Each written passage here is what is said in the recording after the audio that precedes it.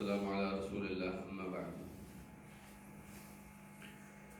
کل ہم نے پڑھا تھا کہ اسلام کے 5 ارکان ہیں اور اس میں سب سے پہلا رکن شہادتین ہے۔ شہادتین میں 2 شہادتیں شامل ہیں، ایک تو لا الہ الا اللہ کی شہادت اور اس کی تفصیل ہم نے کل پڑھی تھی۔ اس کے بعد دوسری شہادت محمد رسول اللہ صلی اللہ علیہ وسلم۔ تو یہ شہادت اس کی کیا دلیل ہے کہ آپ محمد رسول اللہ کی شہادت دیے بغیر آپ کا چھٹکارا نہیں ہے۔ فرمایا اللہ سبحانہ وتعالی نے لقد جاءکم رسول من انفسکم عزیز علیہ ما عنتم حریص علیکم بالمؤمنین رؤوف الرحیم۔ سورہ توبہ کی آیت ہے۔ فرمایا کہ تمہارے پاس یقیناً ایک ایسے رسول آئے ہیں جو تمہارے بیچ میں سے، تمہارے کنبے قبیلے کے آدمی ہیں، تمہاری نسل کے ہیں، تمہاری طرح کے ہیں، ان کے اوپر بہت گراں گزرتا ہے وہ چیز جس کے اندر تم مشکل میں پڑتے ہو، اور تمہارے بارے میں بڑی لالچ رکھتے ہیں، حرص رکھتے ہیں۔ نبی علیہ الصلوۃ والسلام اس بات کی بہت حرص رکھتے تھے کہ لوگ ایمان لیں، اس لیے اللہ تعالیٰ نے فرمایا کہ وما اکثر الناس ولو حرصت بمؤمنین۔ آپ جتنی بھی حرص رکھیں، لالچ رکھیں، اکثر لوگ پھر بھی ایمان نہیں لائیں گے۔ تو ایمان لانا تو اس کی توفیق تو اللہ تعالیٰ نے دینی ہے، لیکن اس کے لیے کوشش کرنا، اس کے لیے دعا کرنا، اس کے لیے امید رکھنا، یہ رسول اللہ صلی اللہ علیہ وسلم کی محبت کی دلیل تھی۔ فرمایا کہ جس چیز میں تم مشکل میں پڑ جاؤ وہ میرے پیغمبر کے اوپر بڑی گراں گزرتی ہے، اور تمہارے بارے میں بڑی لالچ رکھتے ہیں کہ تم جلدی جلدی جنت میں جاؤ، تم زیادہ سے زیادہ بہتر عمل کرو۔ وَبِالْمُؤْمِنِينَ رَؤُوفٌ الرَّحِيمٌ۔ اور فرمایا کہ ایمان والوں کے ساتھ تو آپ بہت ہی نرم اور بہت ہی مہربان ہیں۔ ویسے تو آپ کی مہربانی عام ہے نا، لیکن ایمان والوں کے ساتھ نبی کریم صلی اللہ علیہ وسلم بہت مہربان ہے۔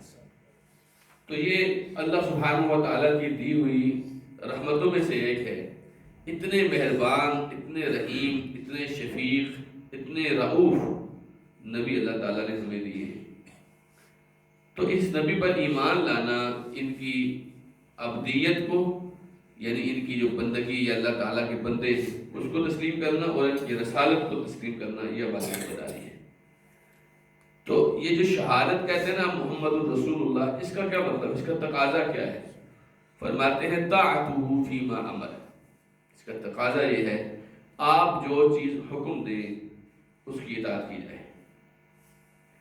دیکھیے نا، اگر آپ کہتے ہیں کہ میں محمد رسول اللہ صلی اللہ علیہ وسلم کو مانتا ہوں، تو محمد رسول اللہ صلی اللہ علیہ وسلم کو ماننے میں لازمی شرط یہ ہے کہ آپ ان کی بات مانیں۔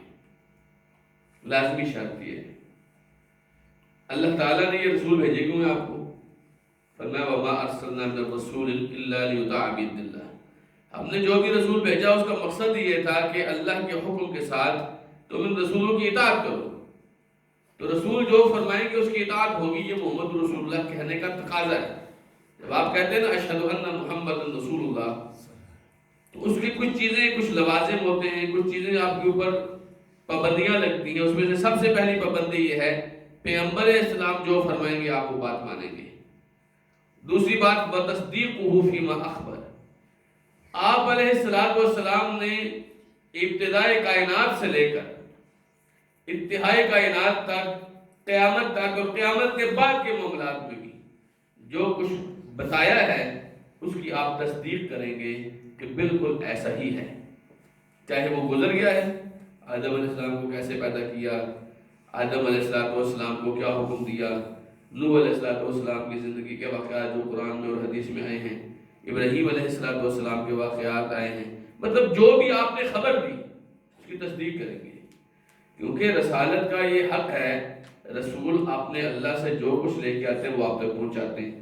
تو جو کچھ لے کے آئے ہیں اس میں ایک چیز تو یہ شامل ہے کہ آپ کے رسول بتائیں کہ تم نے یہ کرنا ہے، ٹھیک ہے، اس کی آپ نے اطاعت کرنی ہے۔ دوسرا، آپ کو کرنے کے لیے نہیں کہا گیا، بس آپ کو خبر دی گئی کہ ایسے پہلے ہوا تھا اور ایسے بعد میں ہوگا، آپ نے اس کی تصدیق کرنی ہے، اس کو جھٹلانا نہیں ہے۔ آج کل سائنس کا دور چل رہا ہے، بہت سارے لوگ یہاں پر فتنے کا شکار ہو جاتے ہیں۔ وہ کیسے؟ سائنس کوئی نئی چیز لے کے آتی ہے، کوئی نئی تحقیق لے کے آتی ہے، ہمارے طالب علم بھائی یا پروفیسر لوگ یا سائنسدان لوگ وہ سوچ رہے ہوتے ہیں نبی علیہ الصلوۃ والسلام کی حدیث کے مطابق نہیں ہے، تو حدیث میں نہ کوئی مولوی صاحب کوئی مسئلہ ہے، تو نبی علیہ الصلوۃ والسلام کی بتائی ہوئی بات کی تصدیق کرنے کی بجائے وہ تکذیب کر رہے ہوتے ہیں کہ نہیں جی دیکھیں ہم نے جو ٹیلیسکوپ لگا کے چیک کیا ایسے نہیں ہے، تو آپ کیسے کہہ سکتے ہیں ایسے ہے؟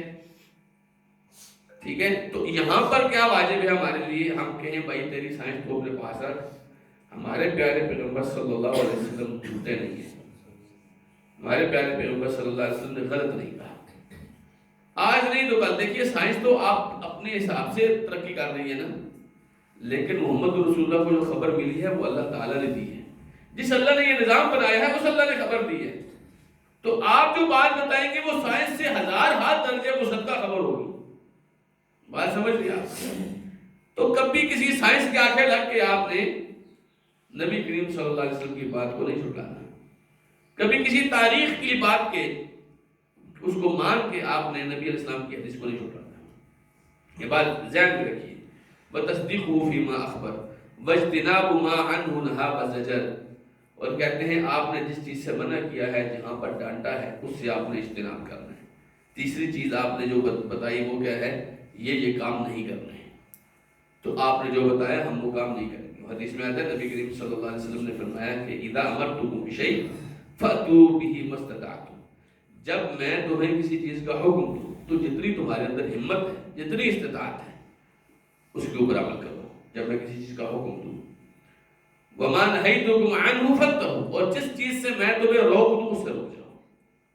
قرآن مجید میں اللہ تعالیٰ نے کیا فرمایا؟ وَمَا آتَاكُمُ الرَّسُولُ فَخُذُوهُ، رسول تمہیں جو دے رہے ہیں وہ لے لو، یہ رسول اللہ صلی اللہ علیہ وسلم کا حق ہے جو ہمارے ذمہ ہے، آپ جو دیں گے قبول ہے۔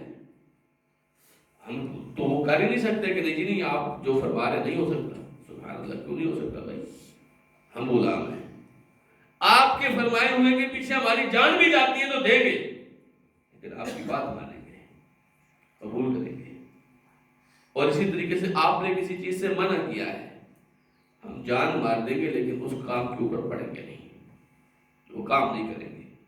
پھر اس کے درجات ہوتے ہیں، کچھ چیزیں ایسی ہوتی ہیں جو جس سے منع کیا ہے وہ آپ کو ملت سے خارج کر دیتی، کافر بنا دیتی، جیسے شرک ہے، شرک سے منع کیا نا، آپ کی ساری زندگی شرک سے منع کرتے ہوئے گزری ہے، اب کوئی آدمی شرک کرتا ہے تو یہ آدمی کافر ہو جاتا ہے۔ اور کچھ ایسی باتیں ہوتی ہیں جس سے آپ نے منع کیا ہے لیکن وہ شرک اور کفر کی حد تک نہیں ہوتا، وہ کبیرہ گناہ کی حد تک ہوتا ہے۔ کچھ ایسی چیزیں ہیں جس کی منع کیا ہے وہ صغیرہ گناہ کی حد تک ہوتا ہے، کچھ ایسی چیزیں ہیں جس سے منع کیا ہے وہ مستحب کی حد تک ہوتا ہے، بہرحال اس کے درجے ہیں، لیکن ایسا نہیں ہے کہ ان میں سے ایک بھی بات اس کو ہم ہلکا سمجھ کے رسول اللہ صلی اللہ علیہ وسلم کی نافرمانی کریں گے۔ تو جہاں آپ نے منع کیا ہے ہم اس سے رکیں گے۔ وَأَلَّا يُعْبَدُ اللَّهِ إِلَّا بِمَا شَرَعَ، یہ سب سے اہم ذمہ داری آپ کی کہ اللہ کی عبادت صرف اسی طریقے سے کی جائے گی جو طریقہ محمد رسول اللہ نے بتایا ہے صلی اللہ علیہ وسلم۔ یہ چوتھی چیز ہے، ایک تو جو آپ نے حکم دیا وہ ماننا ہے، آپ نے جو خبر دی وہ اس کی تصدیق کرنی ہے۔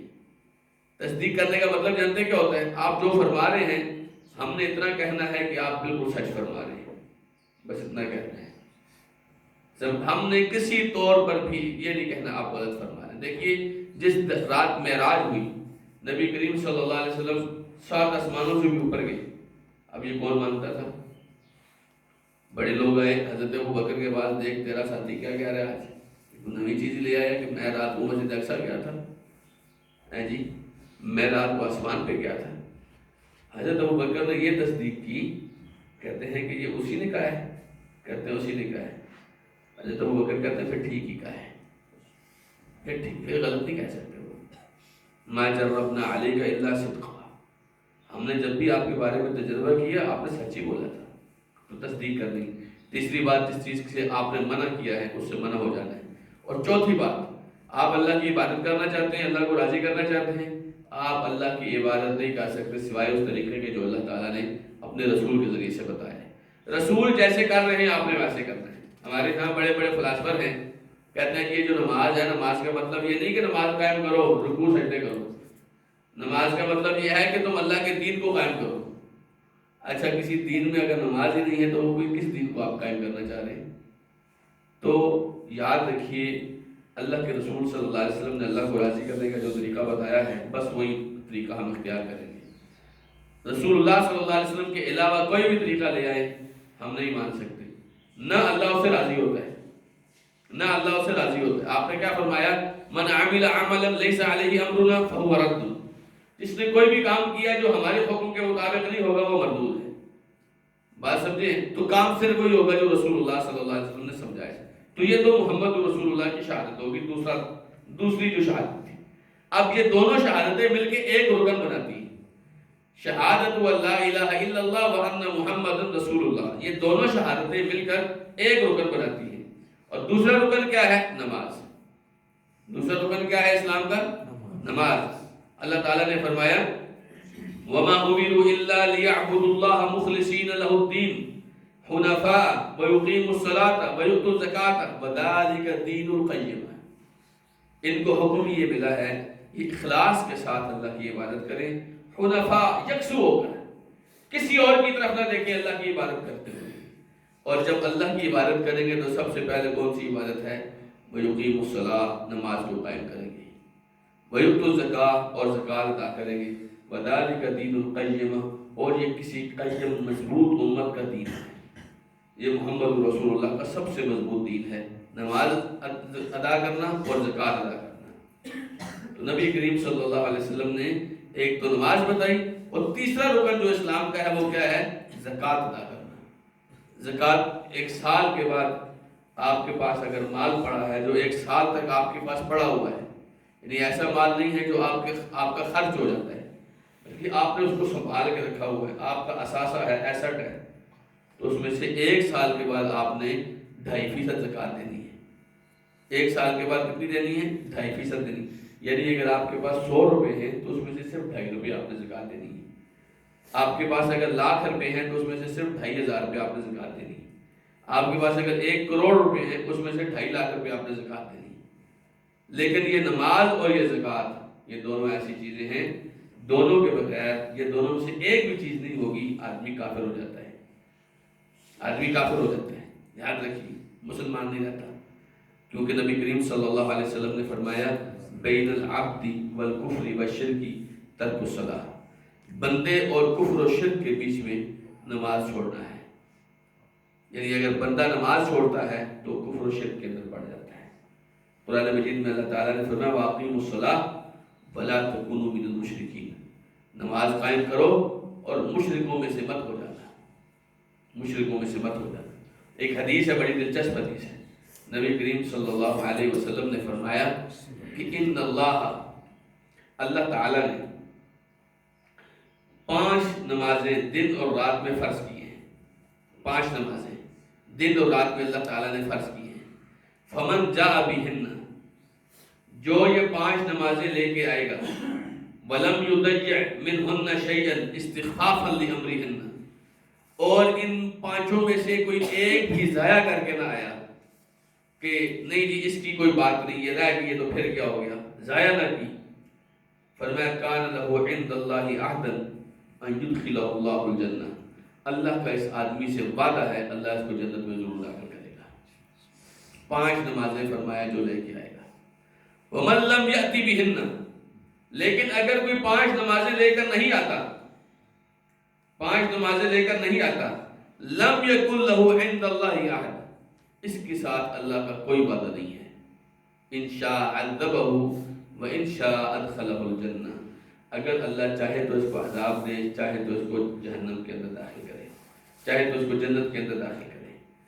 یہ اللہ کی مرضی ہے، اللہ کے ساتھ اس کا کوئی وعدہ نہیں. لیکن یہ 5 نمازیں اصل میں آپ کا اور اللہ کا ایک معاہدہ ہے. معاہدہ کس چیز کا ہے؟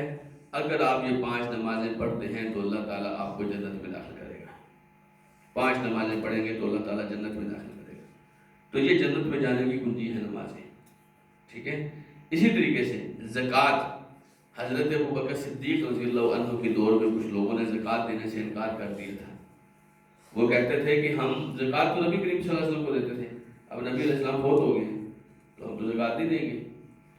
تو حضرت ابوبکر نے فرمایا تھا کہ اگر کوئی آدمی اونٹ کو باندھنے والی ایک رسی بھی زکوٰۃ کی نکالتا تھا رسول اللہ کے دور میں اور اب نہیں دے گا تو میں اس کے ساتھ جنگ کروں گا۔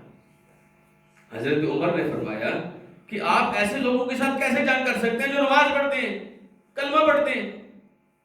ایسے لوگوں کے ساتھ آپ جنگ کیسے کر سکتے ہیں؟ سیدنا ابوبکر فرماتے ہیں جو آدمی نماز اور زکوٰۃ میں فرق کرے گا، نماز تو پڑھ رہا ہے زکوٰۃ نہیں دے رہا، کہتے ہیں میں اس کے ساتھ جنگ کروں گا۔ قرآن مجید میں کہیں بھی ایسا نہیں آیا کہ آپ نماز پڑھو اور زکوٰۃ کا تذکرہ نہ ہو۔ پورا قرآن پڑھیے، جو کہ وہ صلاۃ وہی تو زکوٰۃ، نماز قائم کریں گے زکوٰۃ ادا کریں گے۔ ایسا ممکن ہی نہیں ہے کہ آپ کو نماز قائم کرنے کی ترغیب تو دی جا رہی ہے لیکن زکوٰۃ ادا کرنے کی ترغیب نہیں دی جا رہی۔ نماز آپ کی بدنی عبادت ہے اور زکوٰۃ آپ کی مالی عبادت ہے۔ جیسے جہاد آپ کا بدنی جہاد بھی ہے اور مالی جہاد بھی ہے، ایسے ہی اسلام جو ہے، اسلام کے اندر ایک بدنی عبادت ہے اور ایک مالی عبادت ہے۔ زکوٰۃ جو ہے وہ مالی عبادت ہے اور نماز بدنی عبادت ہے۔ یہ دونوں بہت ضروری ہیں، اگر نہیں کریں گے، نبی علیہ السلام نے فرمایا ایسا نہ ہو قیامت کے دن کسی کے سر پہ اس کی بکریاں چڑھی ہوئی ہوں اور بکریاں اس کو سینگ مار رہی ہیں اور پاؤں مار کے اس کو برباد کر رہی ہیں، اور یہ چیختا چیختا میرے پاس آئے کہ اے محمد مجھے بچا لیجیے۔ آپ نے فرمایا میں کیسے بچاؤں، میں کیسے بچاؤں، میں نے تو بتایا تھا نا زکوٰۃ ادا کرنا۔ پھر فرمایا ایسا نہ ہو کسی کے اونٹ وہ اس کو اپنے پاؤں میں روند رہے ہوں۔ آپ اندازہ کیجئے اگر کسی کو اونٹ اپنے پاؤں میں روند رہا ہو تو اس کو کیا بنے گا۔ پر میں اس کو اونٹ اپنے پاؤں میں روند رہی ہوں اور وہ بھاگتا بھاگتا چیختا چلاتا میرے پاس آئے کہ اے محمد کچھ کیجئے۔ آپ نے فرمایا میں کیا کروں، میں کیا کروں، میں نے تو پہنچا دیا تھا نا، زکوٰۃ ادا کرنا، اونٹوں کی زکوٰۃ کیوں نہیں دی؟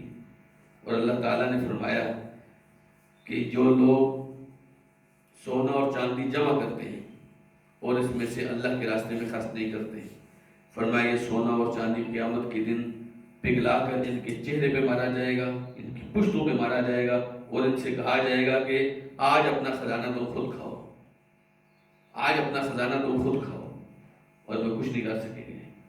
تو بجائے اس کے قیامت کا دن آئے اور ہم پکڑے لیں، آج یہ دو رکن بہت قیمتی رکن ہیں، یہ آپ کے دین کی اساس ہیں، ایک نماز اور ایک زکوٰۃ۔ اس کے بعد چوتھا رکن جو اسلام کا ہے وہ ہے روزہ۔ فرمایا اللہ سبحانہ وتعالیٰ نے یا ایھا الذین آمنوا کتب علیکم الصیام کما کتب علی الذین من قبلکم لعلکم تتقون، اہل ایمان تم پر روزہ فرض ہے جیسے تم سے پہلے لوگوں پر فرض تھا تاکہ تم تقوی والے بن جاؤ۔ یہ چوتھا رکن ہے، اس کے بغیر بھی آپ کا اسلام نہیں ہے۔ یاد رکھیے جو آدمی روزہ چھوڑتا ہے وہ زانی، بدکار، وہ قاتل، ان سے زیادہ برا ہے جو آدمی روزہ چھوڑتا ہے۔ جان بوجھ کر اگر روزہ چھوڑتا ہے، زنا کرنے والوں سے، چوری کرنے والوں سے، بدکاروں سے زیادہ برا ہے یہ امام ذہبی رحمہ اللہ نے اتفاق لکھا ہے امت کا، کیونکہ روزہ اسلام کے بنیادی ارکان میں سے، ارکان کا مطلب جانتے ہیں کیا ہے؟ یہ جو پلر کھڑے ہیں، یہ دیواریں کھڑی ہیں، یہ رکن ہیں۔ آپ اس میں سے جتنی دیواریں کم کریں گے یہ ہماری تو اتنی کمزور ہو جائے گی، اور اگر پانچوں کے پانچوں ارکان کم کریں گے تو آدمی کا اسلام باقی نہیں رہے گا، اسلام سارے کا سارا دھڑام سے نیچے گر جائے گا۔ تو یہ روزہ رکن ہے اسلام کا، اور اللہ سبحانہ وتعالیٰ نے فرض کیا ہے، اور صرف ہم پر فرض نہیں، ہم سے پہلے کی قوموں کے اوپر فرض تھا۔ اسی طریقے سے فرمایا حج اسلام کا پانچواں رکن ہے۔ اللہ سبحانہ وتعالیٰ نے فرمایا وَلِلَّهِ عَلَى النَّاسِ حِجُّ الْبَيْتِ مَنِ اسْتَطَاعَ إِلَيْهِ سَبِيلًا، اللہ کے لیے لوگوں کے اوپر ذمہ ہے کہ وہ جو بھی ان میں سے ہمت رکھے گا وہ اللہ کے راستے کا حج کرے گا۔ وَمَنْ كَفَرَ فَإِنَّ اللَّهَ غَنِيٌّ عَنِ الْعَالَمِينَ، اگر کوئی کفر کرے گا تو یہ سن لے اللہ آپ لوگوں سے لاپرواہ ہے، اللہ کو کوئی پرواہ نہیں آپ کی۔ آپ اگر حج میں نہ گئے تو کیا اللہ سبحانہ تعالیٰ کی بادشاہت میں کوئی کمی آ جائے گی؟ ایسا نہیں ہے، لیکن آپ کافر ہو جائیں گے۔ ومن کافر، یہاں فرمایا نا حج فرض ہے، ساتھ ہی فرمایا جو کفر کرے گا تو وہ سن لے اللہ بے پرواہ ہے، اللہ کو تمہارے حج کی ضرورت نہیں ہے۔ اللہ سبحانہ وتعالیٰ کو ضرورت آپ کو ہے اپنے اسلام کو باقی رکھنے کی، اپنی جنت کو باقی رکھنے کی، اور اگر آپ حج کریں گے تو نبی کریم صلی اللہ علیہ وسلم نے فرمایا والحج المبرور لیس له عند اللہ جزاء الا الجنہ، اگر اللہ تعالیٰ حج قبول کر دے تو اس کا بدلہ اللہ کے ہاں جنت کے علاوہ کچھ بھی نہیں ہے۔ تو یہ حج اسلام کے 5 ارکان میں سے ایک رکن ہے، یہ لازمن ہے۔ آپ نے فرمایا اگر کسی کو اوپر حج فرض ہو گیا، استطاعت ہے اور وہ حج نہیں کرتا، فرمایا پھر وہ یہودی مرے یا عیسائی مرے، اللہ کو اس کی کوئی پرواہ نہیں ہے۔ ایک آدمی حج نہیں کرتا تو وہ مسلمانوں کی کیٹیگری میں تو ہے ہی نہیں، پھر وہ یہودی بن کے مرے، عیسائی بن کے مرے، پھر اتنی پابندیاں کیوں کر رہا ہے بھائی؟ بات سمجھے؟